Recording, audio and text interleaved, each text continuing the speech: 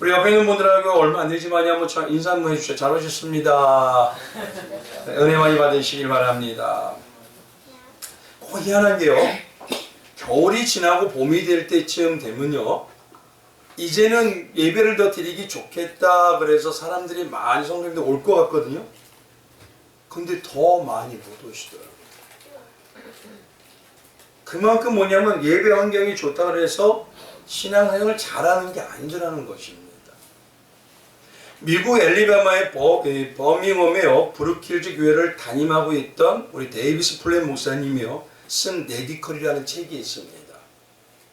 그 책에 보면요, 현대 교회가 세상 성공만을 축복으로 여기는 미혹에 빠져 있다라고 지적하고요, 그분은 뭐라 하냐면 진짜 성공은 오직 예수님뿐이다 라고 강조하고 있습니다.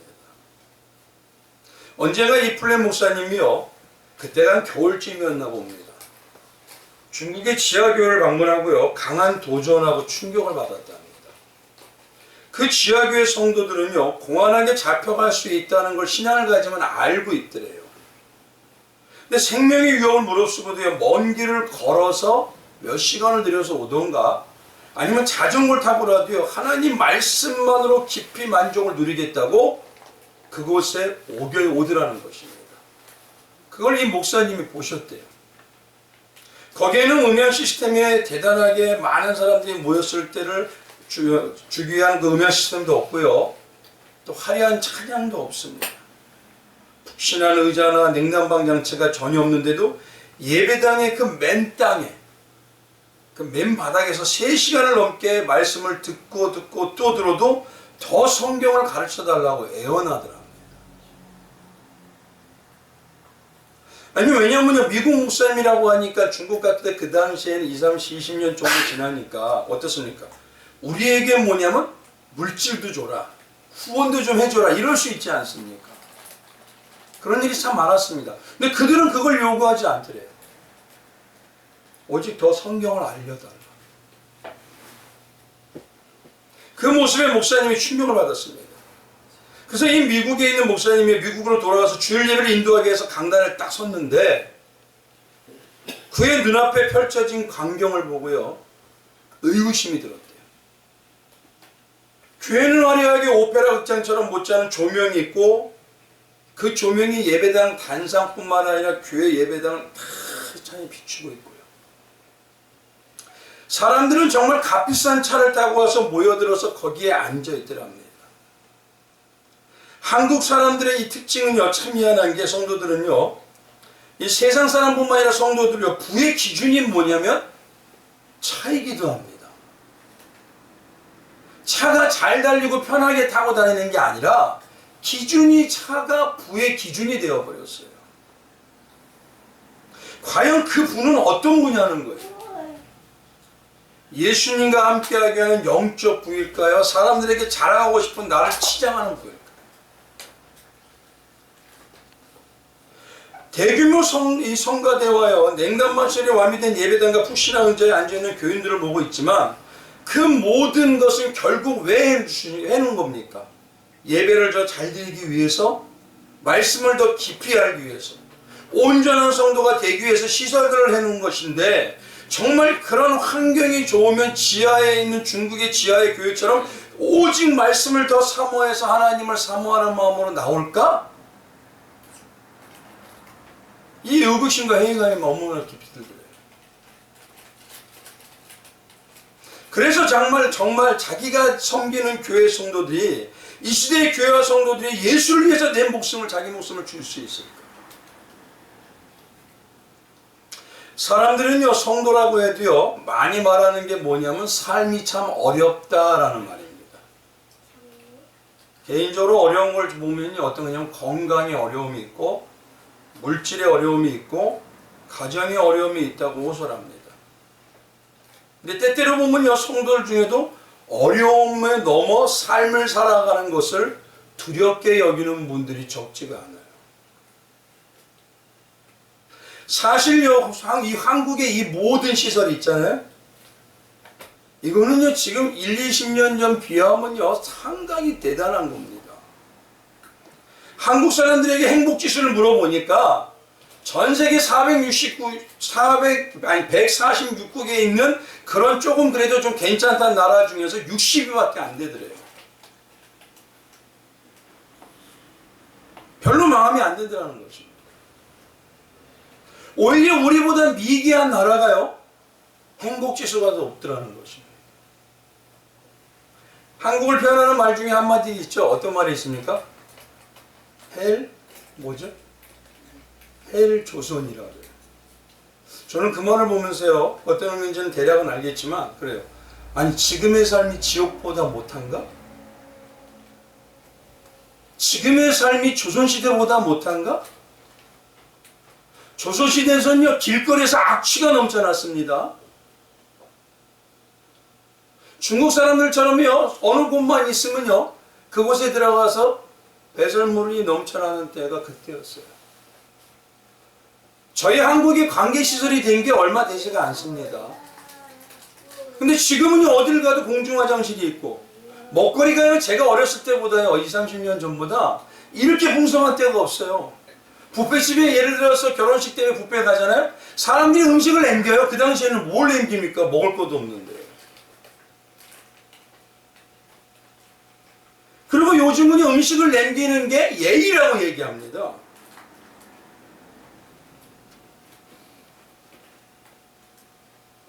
특히 성도들은 어떤 자들이냐? 기쁨이 넘치는 자들이래요.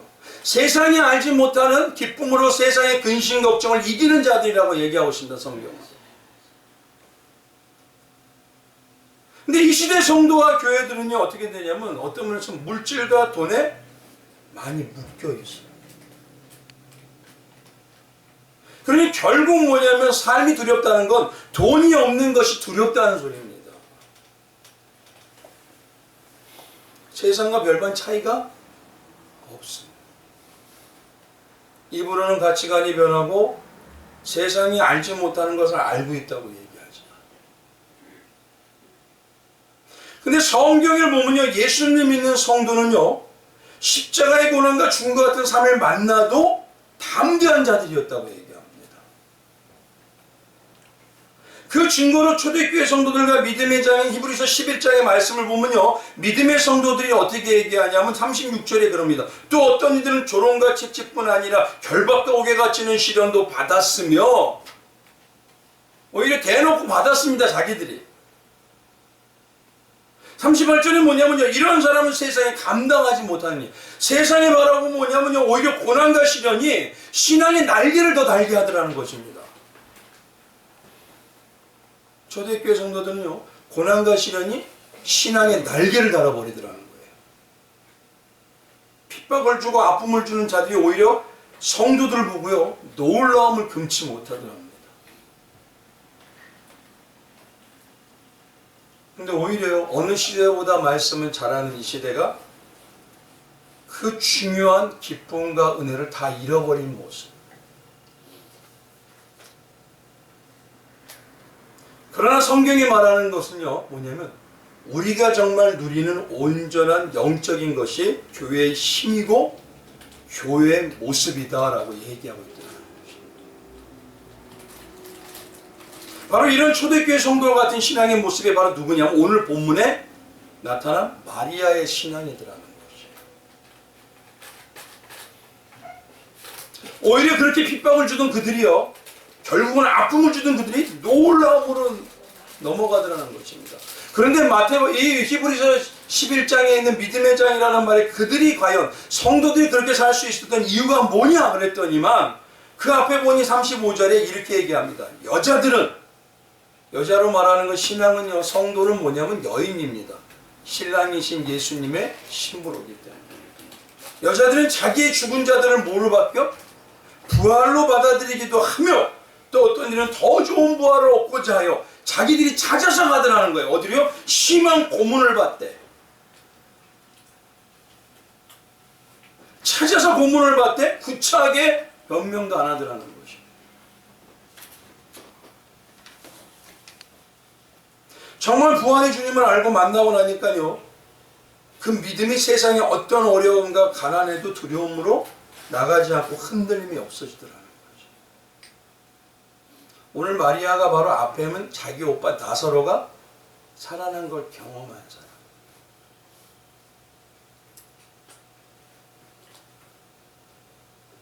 근데 어느 시대보다 이 시대는 말씀을 온전히 알고 배우고 그 승리하신 부활의 주님도 안다고 하는데 초대교회들 성도들보다 마리아보다 신앙이 더 우리가 발전하고 정말 장성한 자의 모습인지 한번 생각해 볼 필요가 있더라는 거죠. 진짜 예수님을 만나고요 십자가와 그리고 부활을 아는 성도는요 오히려 고난이 어떠냐면 흥미진진합니다. 그래서 로마서 8장에 뭐라고 하냐 17절에 이렇게 얘기를 해요. 자녀이면 또한 상속자 곧 하나님의 상속자요 그리스도와 함께한 상속자니 우리가 그와 함께 영광을 받기 위하여 뭘 받아야? 고난을 함께 받아야 할 것이니라. 그리고 18절에 우리가 많이 외우는 말씀이죠. 생각한데 현재의 고난은 장차 우리에게 나타날 영광과 비교할 수 없도다. 여기서 말하는 것은요 하늘의 영광뿐이 아닙니다. 영육간의 영광입니다. 삶에서도 영광입니다. 전 인격적인 영광을 말하는 거예요.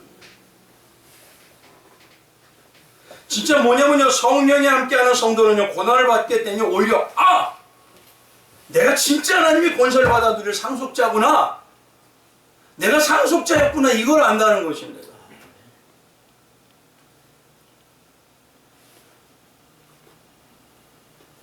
근데 한번 생각해 보시죠. 사람들은요 흔히요 어려움이나 힘든 일이 있으면 뭐라고 하죠? 좋아하나요? 싫다고 합니다. 근데 어떤 사람들은 희한하게요 어떤 사람들은 조금 더 어렵고 조금 더 힘든 것을 재미있어 하는 사람들이 있습니다. 이게 성도들만이 아니고 그런 사람이 있어요. 우리 학생들을 봐보십시오. 학생들을 보면요 게임이 너무 시시하면 재미있어요? 아니죠. 오히려요 게임이 쉬우면 재미가 없다고 합니다. 조금 더 어려웠으면 좋겠대요. 조금 더 힘들면 좋겠대요. 운동하는 사람들은 어떻습니까? 운동이 힘들고 운동이 지치도록 하면 조금 어렵군요. 그게 오히려 좋답니다. 더 쉬우면 답답해합니다. 올림픽 선수들은 어떻죠? 어려우면 어려울수록 뭔가가 해낸다는 거죠. 예를 하나 들면요 등산하는 사람들은 어떻습니까? 등산하는 사람들은 어떤 산을 찾죠 다들? 조금 더 어려운 산. 오히려 재미가 어렵지 않으면 재미가 없다고 얘기를 해요. 그래서 뭐냐면 어려운 산을 찾아 어디로 가죠? 에베레스트까지 가는 겁니다. 왜요? 도대체 왜 그들은 그러냐 이거예요. 그들은 뭐냐면요 등산하는 사람이나 운동하는 사람들은 어떠냐면은 그 뒤에 건강이 올 것을 알아요 몰라요? 근데 눈에 보이나요? 건강뿐만 아니라 자신감과 뿌듯함이 올 것도 알아요. 그들은 의심하지 않습니다. 안다는 말을 신앙으로 얘기하면 히브리 말에서 야다라는 것입니다. 야다는 뭐냐면 당연히 깊이 안다 이 소리입니다. 한 마음과 한 몸이 부부와 같이 안다 이 소리입니다. 이게 야다가. 진짜 성도는 그러기 때문에요. 예수님의 영이 있기 때문에 삶의 고단이 오면 어떠냐? 반드시 능력과 역사가 온다는 것을 어떻게 해요? 알기 때문에 흥미진진한다. 이게 성도입니다.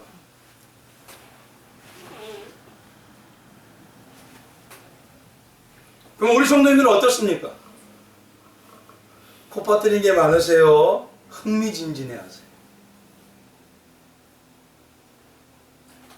감리교회 창시자인 요한 1세라는 어느 날 말을 타고 가다가 갑자기요 자기에게 얼마 동안 시련과 고난이 없다는 것을 깨달았대요. 그래서 가다가 말을 딱 내려더니만 그러더래요. 주님, 제가 잘못하고 있습니까? 왜 그동안 고난과 시련이 없지요? 우리 성도님 이런 기도 드려보신 적 있나요?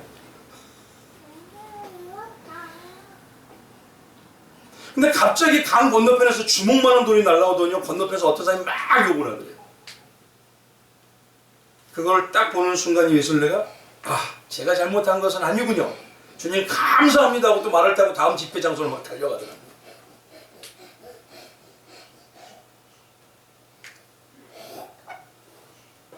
이것이 성도이고요.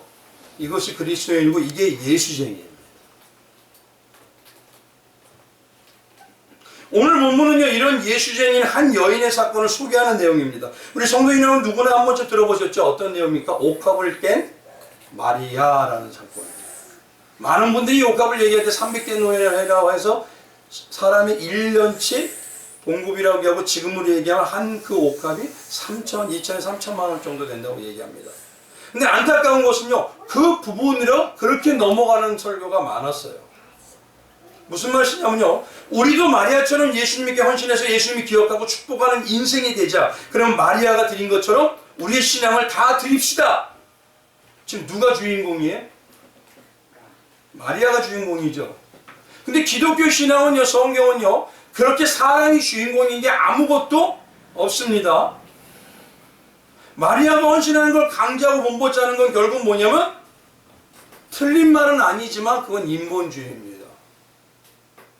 그걸 얘기하는 게 아닙니다. 이 본문 말씀이.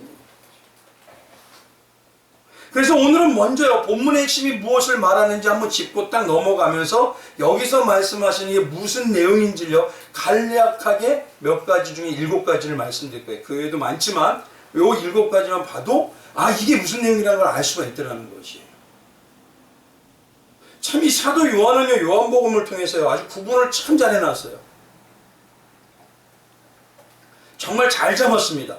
오늘 본문 한번 가보시기 바랍니다. 12장에 딱 넘어가더니 이제 마리아에 대해서, 옥합을 깬 마리아에 대해서 나오죠. 근데 1절에 딱 가보니까 한번 1절 한번 같이 봉독해 볼까요? 시작.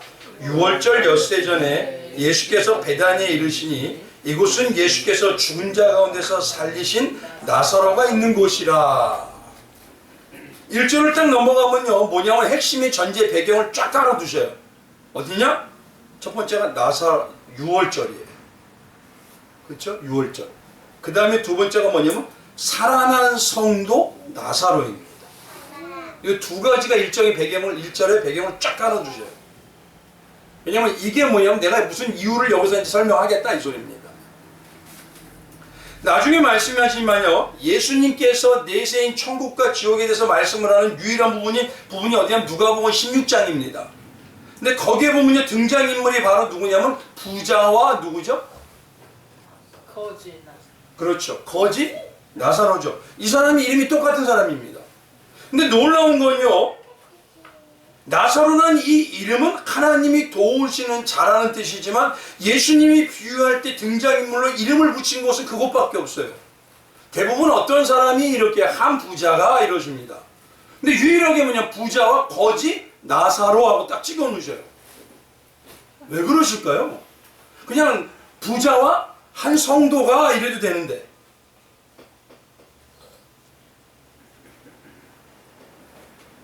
그 부자와 거지 나사로의 이야기를 대충은 아시죠? 그럼 뭡니까? 세상의 삶의 모습이 주어진 것이 진짜 구원받은 성도를 구분하는 기준이 되지를 않는다는 내용입니다. 그거는. 그러니까 누가 중심이라는 거예요? 나사로와 부자입니까? 아니죠. 하나님이 주권에 있다는 걸 설명하는 게 바로 나사로의 사건입니다. 우리는요, 뭐라고 얘기하냐면 부자이고 헌금 많이 하고 교회 잘 다니고 모임에 열심히 참석하고 그러면 영적이고 신실하고 뛰어난 자라고 생각합니다. 근데 하나님, 예수님 말씀하신 건 그건 아니다 라고 얘기하시는 거예요.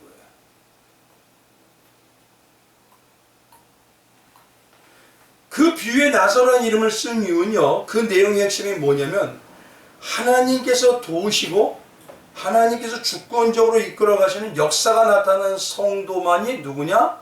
하나님이 만들어가는 성도요, 그를 천국으로 이끌고 간다는 얘기입니다. 그 주인공이 누구셔요? 하나님이셔요. 나사로의 이야기가 바로 그겁니다. 그랬더니 누가복음 16장에 가보면 나사로가 뭘 잘했다는 말이 하나도 없어요. 근데 그가 천국 가 있어요. 나사로는 그냥 부자의 상에서 떨어지는 거 먹고요, 걔가 헌대를 핥은 것밖에 없습니다. 그러니까 하나님의 주권을 얘기하는 것이지 나사로의 이름을 딱 찍은 건 지금 나 보세요. 나사로는 어떤 사람이죠? 살아난 자죠 다시. 그럼 그 주권은 누구에게 있다는 거예요? 그걸 얘기하는 것입니다. 나사로가 뭘 잘해서 그랬다는 게 아니고 마리아가 잘했다는 게 아니고요. 내용이. 지금 뭐냐면요. 모든 건 은혜로 이루어지는 것이지 인간의 어떠한 열심과 노력으로는 구원에 대해서 어떻게 할 수가 없는 거라는 것입니다. 근데 많은 부분이 부자 나사로 할 때 그 나사로가 어땠냐? 그래도 겸손하게 부자의 상에서 떨어진 걸 먹었다고 겸손을 강조하는 얘기도 들어봤어요. 어떤 분들은 자기를 있는 그대로 보였다 그래서 진실된 나사로라고 얘기하는 분도 많습니다. 그게 인본주의입니다. 물론 신앙은요 구별되고 정직하고 진실해야 합니다. 그러나 성경이 말하는 예수님의 의도와는 맞지가 않더라는 것이에요. 아무튼 그래서 오늘 본문 말씀에 이 마리아의 내용의 부분을 보면요. 첫 부분에 누가 나타나냐면 6월절과 다시 살아난 나사로가 주인공으로 딱 핵심 두 단어를 집어넣죠. 그리고 마지막 7절에 가보면 어떻습니까? 7절 8절에 가보면 한번 같이 읽어볼까요? 7절 한번 같이 읽어보겠습니다. 시작. 예수께서 이르시되 그를 가만두어 나의 장래할 날을 위하여 그것을 간직하게 하라 이렇게 얘기합니다. 간직하게 하라. 뭐냐면 예수님께서 그대로 두어라. 그는 나의 장래에 날에 쓰려고 간직한 것을 쓴 것이니라 이겁니다. 쉽게 뭐냐면 그 마음에 품은 대로 뭡니까? 행하게 되어 있다는 걸 얘기하는 거예요. 오늘 말씀에는 간직한다는 건 뭐냐면 산다는 겁니다. 간직한다는 거.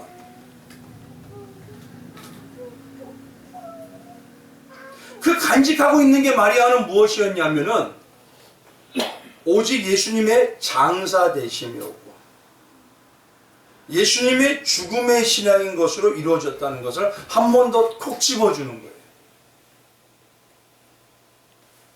그리고 진짜 예수님이 기억하고 마지막 때에 능력과 권세를 주는 만드시고 찾는 신부 같은 성도가 누구냐? 바로 이 모습이다라고 먼저 딱 집어놓고 그러고 시작하는 것입니다. 이 전제를 가지고 한번 보십시오. 그럼 첫 번째, 오늘 첫 번째요. 7가지니까 첫 번째 말씀을 드리면 복음서에 보면요. 이 마리아의 옥합의 사건은요. 사복음서에 다 기록이 되어 있어요. 오늘 본문 말씀에 그냥 한번 가보시죠. 12장 위에 보면요. 사복음서에 다 기록이 되어 있는데 어떤 한 복음서가 빠져 있죠. 마태복음 26장이고 마가복음 14장이 있죠. 근데 이 복음서는 이 내용은 똑같은 내용이 누가복음 7장에도 또 기록되어 있습니다. 근데 왜 여기는 마태복음과 누가복음에만 말하고 마태복음과 마가복음에만 말하고 누가복음의 같은 사건의 내용인데 기록을 안 할까요?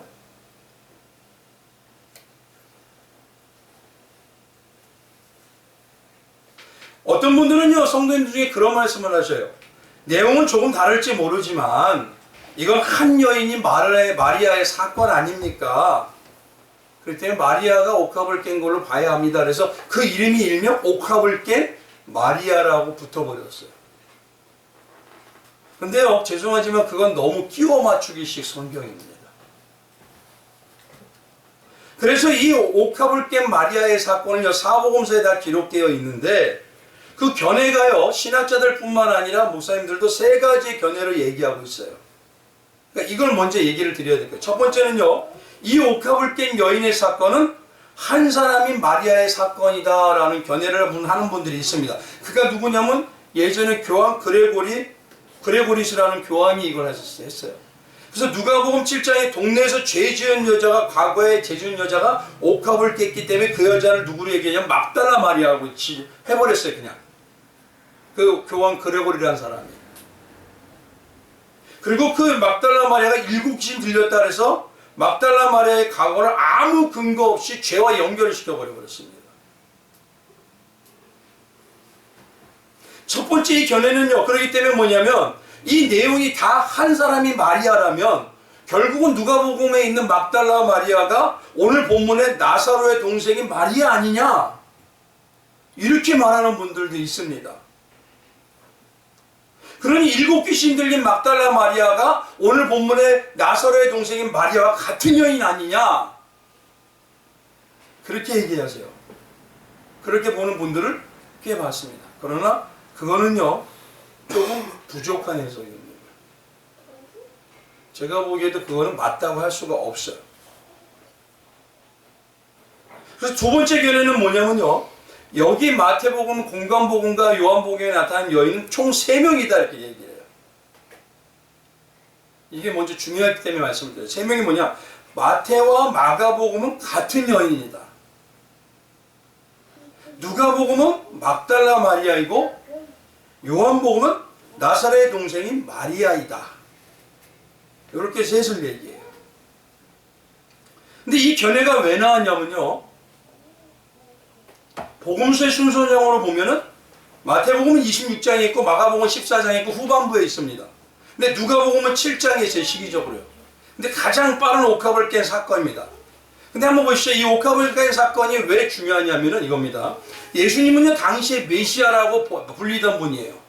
그러면요, 메시아가 어디를 갔는데 어떤 여인이 한 사건을 두고 그는 나를 장사하기 위해서 기념하고 기억될 것이다. 한마디만 했대 보십시오. 어떻게 될까요, 그러면? 만약에 유명한 목사님이 저 여인의 믿음이 진짜 신앙이고 복받을 사람이 이런다면 그분의 모습을 사람들은 어떻게 할까요? 신앙이 따라갈까요? 안 따라갈까요? 따라갑니다. 그렇기 때문에 당시에는요, 신실한 성도라던 분들이 지금도 어느 교회가 은혜를 받는 모습을 나타냈다면 그것이 신앙적인 모습이라고 해서 비슷하게 쫓아가는 것처럼 신실한 여인이라고 하는 여인들이 자기 어디 가서 누가복음의 7장에 옥합을 깬 사건인데 예수님한테 칭찬받았다.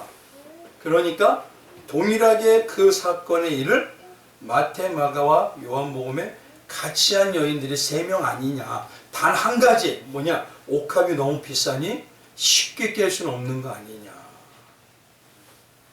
그래서 3명일 거다는 얘기가 또 나옵니다. 또 다른 견해는 뭐냐면요, 이겁니다. 마리아가 초점이 아니에요. 옥합을 깬 게 초점이 아니에요. 단 하나가 뭐냐면 세 번째는요, 복음서는 예수님의 사건을 어떻게 본 겁니까? 예수님 이렇게 두고 요렇게 요한복음은 이렇게 본 거잖아요. 입체적으로 본 거 아니냐. 그래서 이 복음서를 쓴 저자들은 다 다른 거 아니냐. 어떤 사람은 예수님과 동행하면서 예수님을 이 사건을 본 사람이고, 누가복음 같은 경우는 누가는 의사이고 베드로의 통역사였습니다. 그는 보지 않고 뭐냐면 들었기 때문에 들어서 기록한 거다. 요한은 또 어떻죠? 보고 쓴 거 아니냐. 저자가 다 다르기 때문에 입체적으로 본 사건을 그렇게 저자가 틀리게 기록한 것이고 내용이 다 틀린 것 뿐이다. 근데 이 모든 내용이 틀린 건 아닙니다. 그러나 중요한 건 뭐냐면요, 이 마리아가 옥합을 사건 깬 이 옥합의 사건이 모든 성경에 다 기록되어 있다는 것은 그만큼 어떻다는 거예요? 중요하다는 거죠. 거기에 영적인 핵심이 다 들어가 있다는 거예요. 나오는 사람도 틀립니다. 누가복음에는요, 초대한 사람이 바리새인이라고 그래요. 마태하고 마가복음 뭐냐면 초대한 사람이 문둥병 들었던 시몬이라고 얘기합니다. 근데 오늘 본문 말씀에는요, 초대한 사람이 누군지 없어요. 그냥 거기에 누가 가냐면 나사로와 형제 자매들이 갔고 예수님이 앉아있고, 그리고 잔치를 했고, 마르다는 잔치하는데 일을 했고, 마리아는 옥합을 깼다. 이 얘기만 있어요. 그러니까 성경을 보실 때 띄엄띄엄 보시면 안 되는 겁니다.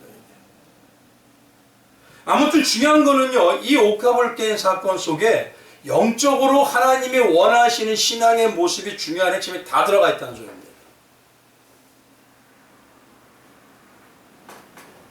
그럼 먼저 보시면요, 마태복음, 마가복음에 나타나는 어디냐면 어디 집으로 초청을 받았냐면 베다니에 있는데 문둥병을 들었던 시몬이라는 집에 초청을 받아요. 마태하고 마가복음은요. 그럼 문둥병이라는 게 그 사람한테 왜 문둥이 시몬의 집이라고 얘기할까요? 왜? 문둥병은요 당시 하나님께 잘못해서 저주를 받은 천형이라고 했습니다. 그러기 때문에 병 걸린 거다. 지금으로 얘기하면 이런 거죠. 어떤 분이 성도님이 가난하면 저분은 하나님한테 뭔가 대단하게 잘못해가지고 삶이 안 펴. 그런 식입니다. 그래서 일반인이 그 문둥병자에게 다가오면요, 그들은 뭐냐면 입을 막고 나는 부정한 사람입니다 하고 큰 소리를 질러요. 그리고 어떤 사람은 진짜 돌멩이 던져서 맞춰요. 피가 흘리기도 하고. 근데 그런 사람이 지금 집에서 초대를 합니다. 그 문둥병자들은 집에서 할 수가 없습니다. 문둥이들이 모여 사는 곳이 있어요. 근데 집에 초대해요. 그럼 이건 무슨 말일까요? 이 시몬은요, 예수님께 말할 수 없는 은혜를 받아서 뭐죠? 문둥이를 치료받았던 체험을 했던 사람입니다, 지금.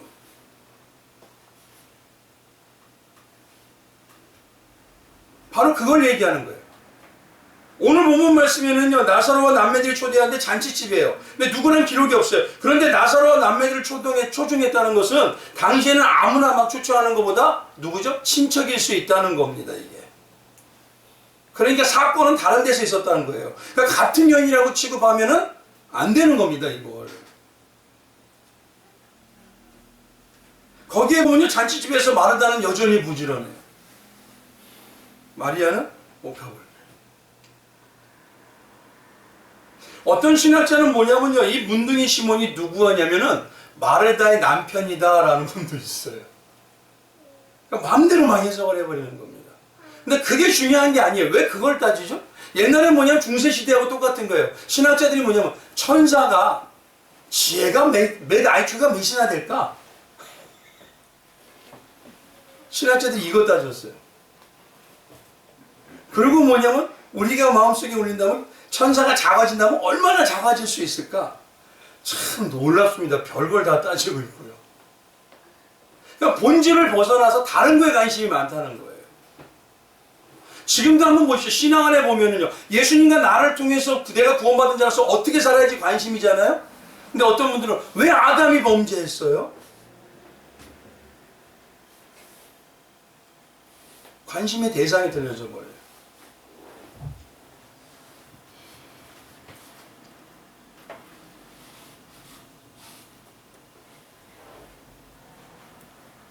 누가복음에서 가장 중요한 건 뭐냐면 그 바리새인 집에 초대를 했는데 이 여인하고 얘기하는데 어떤 얘기가 있느냐? 여인이요, 자기가 향유를 깨서 발랐더니만 그 사람들이 뭐냐면 막 질타를 해요. 근데 예수님이 한 비유를 얘기해 거기서 누가복음. 어떤 사람은 500데나리온을 빚졌고 어떤 사람은 50데나리온을 빚졌다. 근데 그 사람의 모든 빚을 탕감해 줬다. 그러면 누가 더 빚진 걸 탕감한 사람을 사랑하겠느냐, 이렇게. 누가복음에. 그럼 잘 보십시오. 이 여인은 빚진 걸 탕감한 은혜를 받았다는 거죠. 근데 은혜를 받은 사람은 누가 더 그 빚진 걸 탕감해 준 자를 어떻게 하겠느냐? 사랑하겠느냐. 은혜 받은 사람은요, 예수를 사랑할 수밖에 없다는 거예요. 근데 우리는 예수를 사랑합니까? 예수가 가진 걸 사랑합니다. 그러니까 신앙이 올바른 거를 우리가 점검하라는 소리예요. 이런 생각을 가지고요, 다 내용이 다 복음에 있던 틀린 걸 가지고 이제 오늘 본문 말씀으로 들어가면 몇 가지를 딱 집어서 얘기할 수 있어요. 오늘 본문 말씀에 한 번만 더 읽을게요. 1절과 2절을 우리 동시에 같이 읽겠습니다. 1절과 2절 같이 읽습니다. 시작.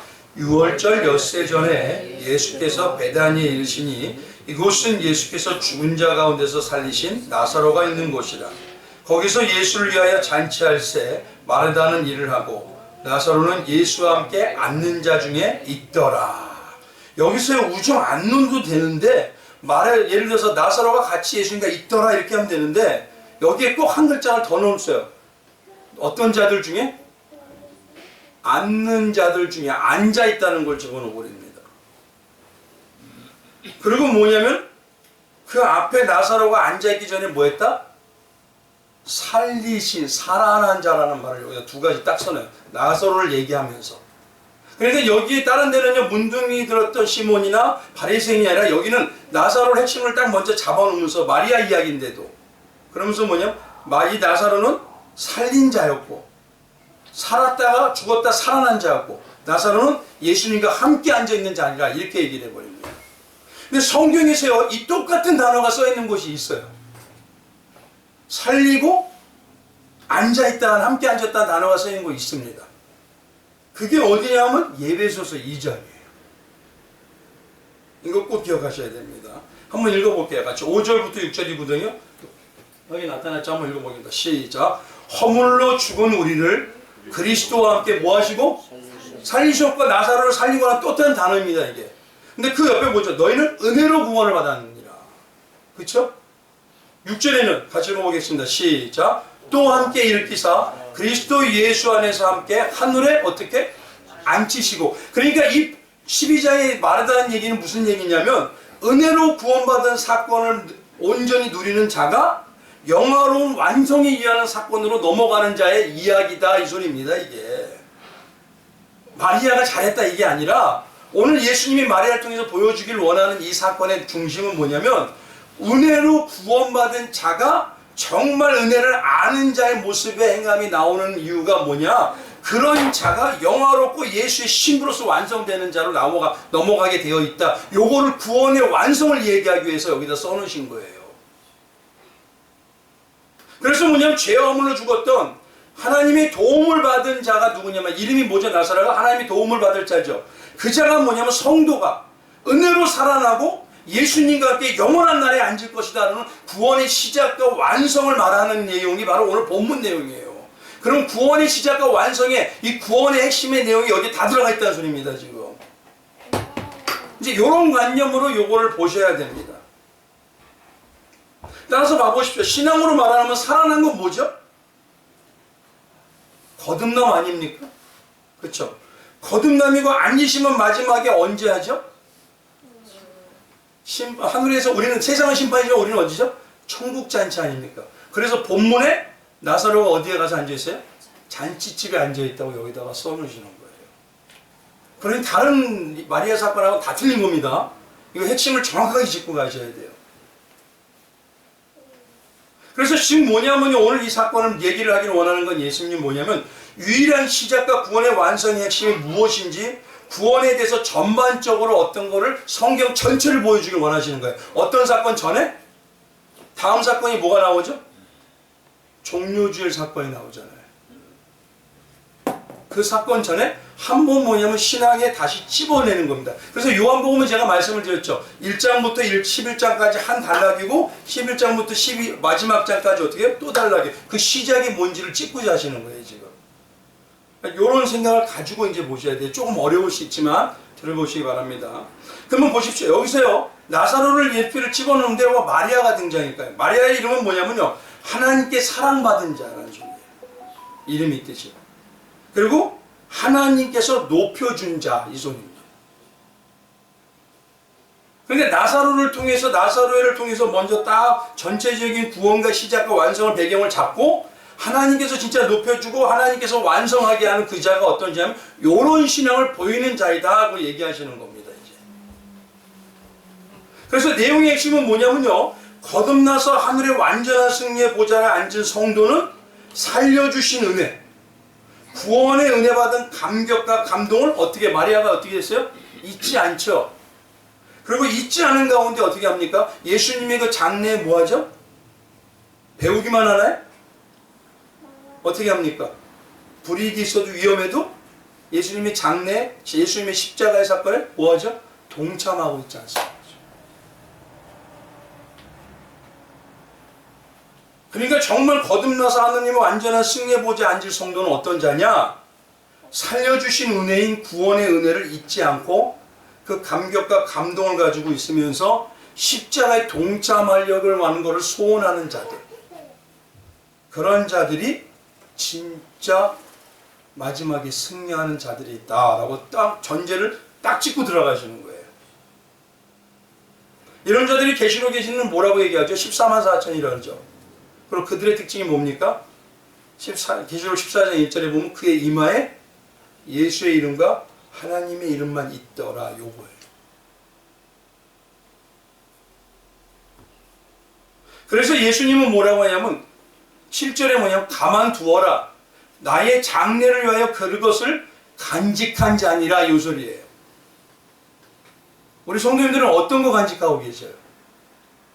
사람은요 마음에 간직한 걸 가지고 마음에 품은 걸 가지고 살게 되어 있습니다. 성경에서 말하는 마음에 품었다는 건 뭐냐면 사랑한다는 소리예요. 사랑하는 자다. 그럼 무엇을 사랑하십니까? 이 나사로와 마리다의 이야기, 마리아의 이야기는요 우리에게 먼저 말해보는 건 너희는 정말 무엇을 사랑하느냐. 사랑한다는 건 그 사랑하는 대상을 위해서 움직이게 되어 있다는 것이에요. 그게 간직하고 있다는 소리입니다. 그럼 보십시오. 이 말씀을 어디서 얘기하냐면요. 어떻게 얘기하냐면 이렇게 얘기합니다. 베드로전서 1장에 가보면요. 뭐라고 얘기하냐. 6절에 그러므로 너희가 이제 여러 가지 시험으로 말미암아 잠깐 금심하게 되지 않을 수 없으나 오히려 어떻게 한다? 크게 기뻐하는도다. 왜? 아 내가 이제 보니까 고난에 참석하는 거 보니까 내가 가짜는 아니구나. 근데 7절에 너희 믿음의 확실함은 불로 연단하여도 없어질 금보다 더 귀하여 예수 그리스도께서 나타나실 때 칭찬과 영광과 존귀를 얻게 할 것이니 8절에 이렇게 합니다. 예수를 너희가 보지 못하였으나 뭐하는도다? 이게 쉽게 말하면요. 사랑하면요. 상대를 사랑하는 상대를 위해서 뭐하죠? 수고를 아끼지 않게 되어 있다는 거예요. 은혜를 정말 아는 자, 구원의 은혜를 아는 자는요. 누구냐면 사랑하는 자예요. 그럼 사랑하는 자에게 나오는 행함의 모습이 뭐냐면 그 사랑하는 대상을 위해서 자기의 모든 걸 아끼지 않게 되어 있어요. 사람들 한번 봐보시죠. 가정을 사랑하면 어떡하죠? 가정에 헌신하죠. 충실하지. 자녀를 사랑하면 왜 나 낳았어 그래도요? 끝까지 못 들고 끝까지 자녀를 위해 살죠. 돈을 물질을 사랑하면요. 물질을 그걸 쌓기 위해서 밤낮을 안 가리고 움직입니다. 마음에 간직한다는 건 뭐냐면 사랑한다는 게 무엇인가? 우리 성도님들 그럼 뭐 사랑하시냐 이거예요. 사랑하는 자가 행함이 나오게 되어 있다는 걸 지금 얘기하는 거예요. 그 자가 진짜 구원받은 자고 그 자가 하나님의 나라를 위해서 완성시키는 자다. 그런 자를 예수님이 완성하게 만드는 자라는 겁니다. 우리 성도님들은 정말 어느 부분에 누구를 사랑하십니까? 성경에는요 예수님이 하나님은요 질투하신 하나님이래요. 하나님은 무슨 소리죠? 너희는 누구만 사랑해라? 나만 사랑해라. 왜? 나만 사랑하는 것이 오히려 너희의 삶과 너희의 자녀와 너희의 가정을 축복하고 사랑하는 방법이다. 근데 안타까운 건요 지금 이 시대는 주님 사랑해요라는 말은 많이 하는데 주님 사랑함의 행함이 보이지가 않아요. 주님을 사랑하면요 고난도 감수하게 되어 있습니다. 사랑하는 자를 위해서요 뭘 갖다 달라면요 제가 예전에 제가 한때는 돈이 너무 없었어요. 근데 뭐냐면 사랑하는 어떤 분을 위해서 입덧을 한다 그러니까요 그때 뭐냐면 감을 먹고 싶대요. 그 감 찾아서 산만리 다녔어요. 아니 뭘 볼게 그러다가 뭘 찾았냐면요 이 차에 감 트럭에 뭐냐면 단감 있죠. 딱딱한 거. 그게 있는 거예요. 근데 그 장은 거기 가서 제가 웬만하면 창피한 건 얘기 안 하거든요.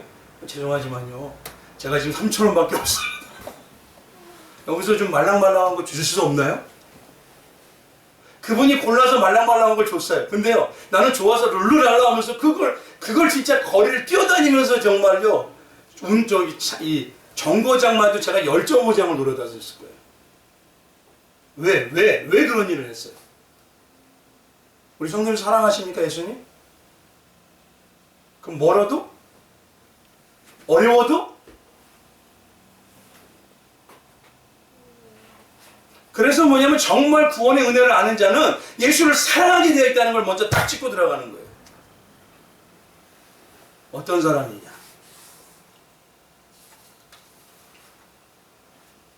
이게 바로 오늘 예수님이 처음 얘기하시는 거예요. 구원의 은혜를 아는 자는 사랑하게 되어 있다. 그럼 사랑하는 자는 행함이 나오게 되어 있어. 근데 그 행함이 어떠냐? 힘들어도 고난이라도 열정고정이 되더라도 사랑하는 대상을 위해서 움직이게 되어 있어. 내가 하는 게 아니죠? 누가 하는 거죠? 내 안에 성령께서.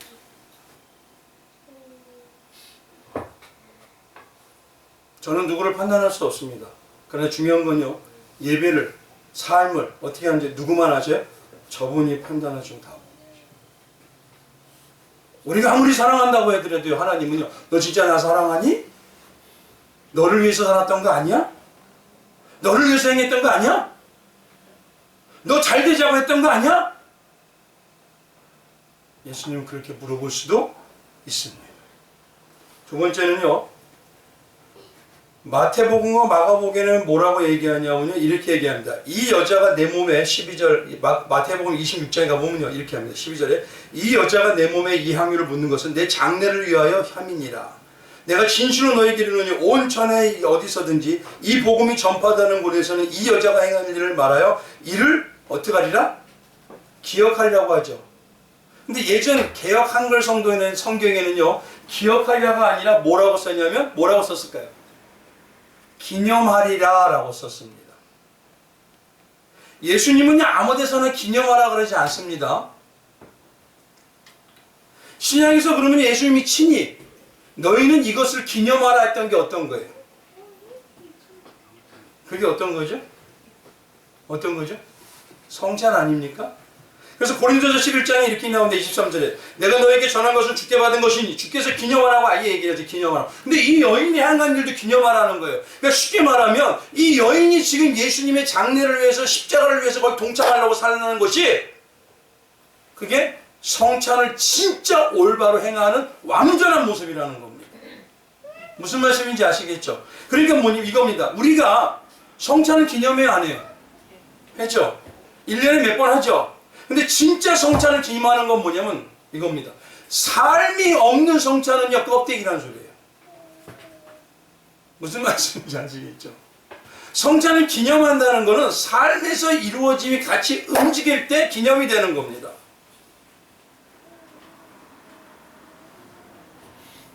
지금 뭐냐면 삶이 전적인 은혜만을 추구하고 가치관이 자기 유익에서 자기 중심에서 나는 죽고 예수의 유익으로 바뀐 자, 그 삶으로 뭐냐면 예수만 전부가 되고 예수님을 사랑하는 자가 되는 거, 그게 뭐냐면 성찬을 기념할 때 은혜가 주시는 거예요. 그 순간에. 왜 지금 성찬을 기념하는데 이렇게 이 시대에 은혜가 없죠? 예전에는 성찬만 해도 우리 장로님 얘기하는데 성찬만 해도 어때요? 은혜가 막 올라왔어요. 요즘은요, 죄송하지만요, 저도 음악을 사용합니다. 그런데요, 왜 그럴까요? 은혜를 받게 하기 위해서. 우리 집사님이 그런 얘기 했어요. 성찬할 때 되면요, 아무 소리도 없이 성찬만 조용하게 해도 그게 은혜가 된다. 왜 성찬이 근데 은혜가 안 됩니까? 예수의 피가 삶을 먹는데 삶은 없으면서 성찬만 참여해요. 이게 뭐 쉽게 말하면 세례를 받았다는 건 세례의 주인공이 예수님과 하나 됐다는 거죠. 예수님과 하나 되고 신앙이 전부가 아니면서 뭐냐면 난 세례받은 교인이에요. 그건 세례받은 게 아닙니다. 오늘 예수님이 말씀한 두 번째는 뭐냐면 이 사건이 뭐냐면 기념할 사건이라는 거예요. 정말 너희가 성찬에 참여하고 너희가 신앙생활 할 때 중요한 건 삶이 없는 성찬은 내용 없는 뭐죠? 안고 없는 찐빵이다. 이걸 얘기하십니다. 세 번째는요, 왜 참 성도를 마리아를 통해서 보여주는데 이 예표에 기름을 붓고 바르는 모습으로 보여주실 거예요. 참 성도를 지금 뭐냐면 장래 뭐 하는 거죠? 이 마리아가 옥합을 깨서 뭐냐, 예수님을 바르는 거잖아요. 지금 머리에서부터 바르고 다 하잖아요. 그럼 왜 그걸 가지고 얘기할까요? 기름을 발린다는 게 히브리 사람들에게는 어떤 의미가 있을까요? 기름을 바른다. 기름을 바른다는 건 처음에 뭐냐면요, 누가 내 집에 방문했을 때 초청받은 자, 귀한 자라고 여길 때 기름을 발라주시고 감람유로 기름 바르고 종이 와서 발을 씻습니다. 근데 지금 결국은 마리아는 누가 제일 귀하다는 거예요? 예수님. 왜냐면 기름을 바른다는 건 제일 귀하죠. 또 기름을 바르는 사람은요, 세 가지 직분이 있습니다. 누구죠? 왕, 제사장, 선지자. 마리아의 이 사건이 뭐한 사건이 기름을 바르죠. 지금은 예수님은 나에게 가장 중요한 분이에요. 그분은 나의 왕이셔요. 그분이 없으면 나는 신앙생활 아무 의미가 없어요. 제사장처럼. 예수님이 제사장이 안 돼주면 나는 신앙 아무리 예배를 드리고 아무리 해도 넌 예배를 드린 적 한 번도 없어. 이러실 수 있어요. 그리고 예수님을 통해서만이 나의 삶을 움직여요. 우리 성도님들 어떻습니까? 삶 속에서 주님 오늘 누구를 만날까요? 주님 어떤 대화할까요? 잃어보신 적 있으신가요? 이게 기름을 부은다는 소리예요. 지금 마리아를 통해서 기름을 붓는다는 게 뭐냐면 예수님을 그 정도로 귀하게 여기느냐? 예수님이 중심이 되어서 너의 모든 삶을 주관하고 있느냐? 이 소리 물어보시는 겁니다. 예수님이 중심이라면요 어디를 가더라도 항상 제가 그런 분들 있어요. 아버지 오늘은 어디로 갈까요? 육신의 아버지한테도 물어보는 사람들 많이 봤어요. 아버지 오늘은 누구 만날까요? 근데 예수님을 만나고 우리가 예수님이 동행한다고 내 삶에서 살아간다고 하면서 어떻게 했냐? 띄엄띄엄 어려울 때만 주님 나 도와주세요 이거예요. 그러니 예수님이 내 자식이 나를 너무 사랑해서 나하고 만나고 싶게 하려면 어떻게 해야 돼요? 자식을 어떻게 해야 되죠? 어렵게 하는 수밖에 없죠.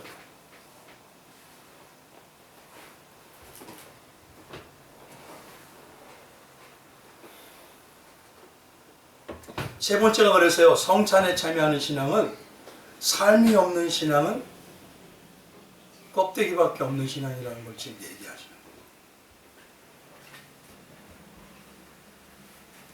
네 번째는요. 이 마르다의 신앙 뒤에 가보면 9절에요. 누구들이 나타나죠?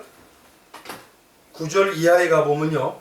제사장뿐만 아니라 유대인들이요. 나사로까지 죽이고 예수까지 죽이려고 모여요. 자, 그렇죠. 뭐 때문에 죽이려고 합니까? 나사로까지 죽이려고 그 가정을. 예수님이 장사한 걸 준비하는 신앙이 십자가의 신앙이 되니까 어떻게 하죠? 이제 어둠의 세력인 사단이 위협을 가하기 시작합니다.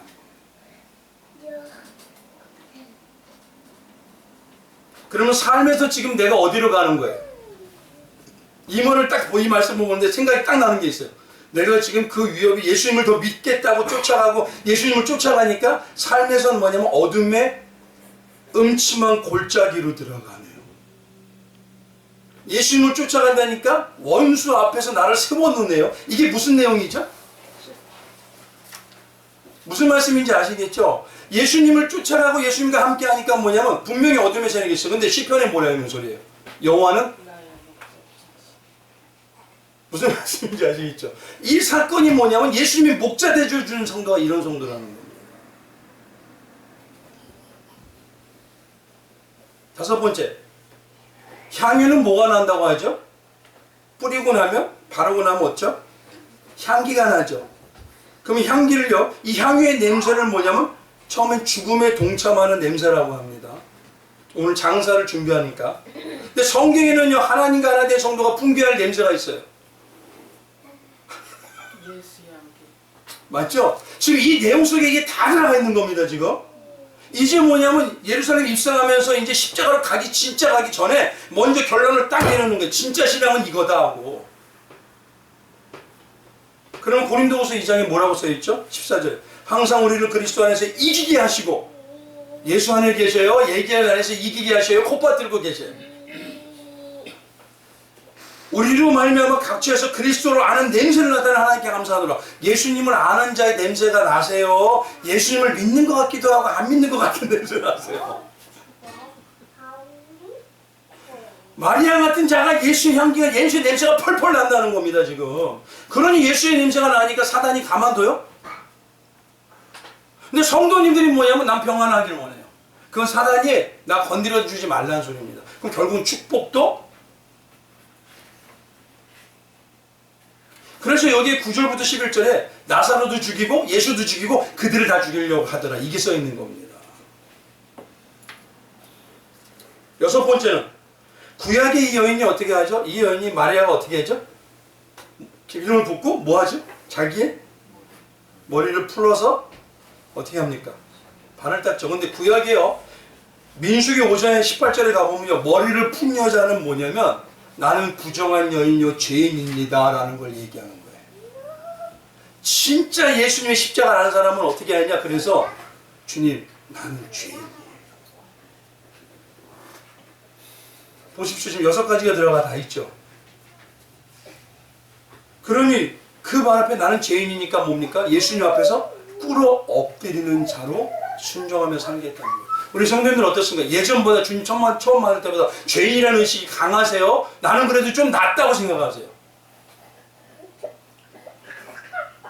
이상하게 목사가 되고 직분이 생기면요, 나는 좀 난 자야. 그러니까 남을 판단하고요, 아 성도가 그러면 안 돼, 이 말이 많아져요. 그거 아닙니다. 정말 올바로 된 자는요 뭐냐면 머리를 풀어헤친 나는 죄인이라는 마음이 잃어버리질 않아요. 마지막 7째는요, 이 옥합은 어디에 쓰는 걸까요? 장사하는 거? 아니요. 여인이 옥합은 어디에 쓰냐면 결혼할 때 쓰는 귀한 지참물입니다. 지금 근데 그 결혼할 때 여인이 쓰는 지참물을 누구에게 지금 다 드리는 거예요? 예수님. 그럼 나는 이 예수님이 어떻게 한 사람? 결혼한다. 그렇죠. 성도는 예수와 결혼한 자 아닙니까? 결혼한 자의 모습이 뭐냐면 예수의 십자가의 고난에 동참하는 모습이 진짜 결혼한 거예요. 제가요 중국에 있는 어떤 유튜브를 보니까 남녀가 나와서 맞선을 보는데 어떤 일이 있냐면은 여인들이 와서 처음에 대화를 한 5분 정도 하고 제가 그 잠깐 유튜브를 보니까 그게 어떤 여인이 와서 이렇게 하더니 아우 얼굴이 못생겼어요. 아우 이렇게 생겼어요. 나 마음에 안 들어요. 자기는 치장을 다 했으니까 예쁘겠죠. 그러니까 좀 이따가 뭐라 그러냐면요, 저를 결혼하고 싶으시면 저하고 결혼하고 싶으면요, 당시에 뭐냐면 그 중국의 사람들이 40만 원 버는 게 한 달 월급인데 나는 날마다 100만 원을 줘야 돼요. 차도 있어야 되고 집도 있어야 되고요, 내가 내 마음대로 쓸 돈도 줘야 돼요.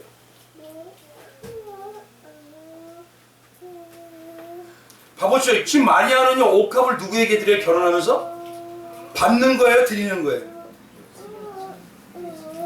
우리 성도님들 지금 교회가 어떻습니까? 예수님한테 뭘 받기를 원하는 게 많아요? 드리고 싶은 게 많아요.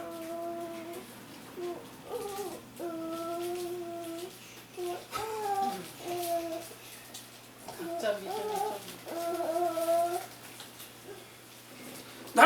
날마다 단에서부터 뭐냐면 조금만 하면 하나님에게 축복받을지어다, 이게 많아요.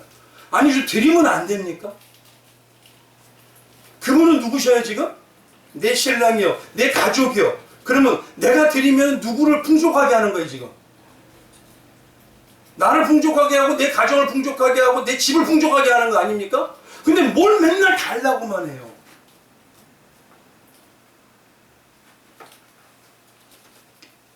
그러니까 오늘 이 옥합을 설명한 사건은 뭐냐면 너희는 드리고 있느냐? 드리는 게 오히려 너희를 풍족하게 하는 거예요. 날마다 오면요, 주님 하나님 내 가정도 뭘 저렇게 잘되게 해주시고 내 자녀도 잘되게 해주시고, 그거보다요 주님 내 삶 드릴게요, 내 자녀 하나님께 드릴게요, 내 재물 하나님께 드릴게요. 근데 놀라운 건요, 그게 하나님은 내 신앙이기 때문에 누구를 풍족하게 하는 거예요? 방향이 맞지 않습니까? 근데 여전히 달라고 중국에 있는 그 여인들하고 피는 게 하나도 없어요. 더 많지만 요까지만 말씀을 드리겠습니다. 이 옥합을 깬 마리아는 바로 뭐냐면 이렇게 구원에 대한 과정의 내용과 완성이 어떻게 이루어지는지를 완벽하게 실물 설교를 해주시는 거예요. 마리아를 가지고 지칭하는 게 아닙니다. 예수님이 마리아를 통해서, 나사로를 통해서 진짜 부활의 은혜를 받은 자, 진짜 그 자가, 능력 있는 자가 어떤 자냐? 마리아의 이 모습 속에 나타나는 신앙의 구원의 과정과 완성을 이루는 자다. 그걸 먼저 짚고 이제 예수님이 예루살렘으로 입성하시는 거예요. 어떤 내용인지 이제 아시겠죠? 오늘 이 시간에 한번 그래서요, 정말 나는 어떤 시각을 가지고 있습니까?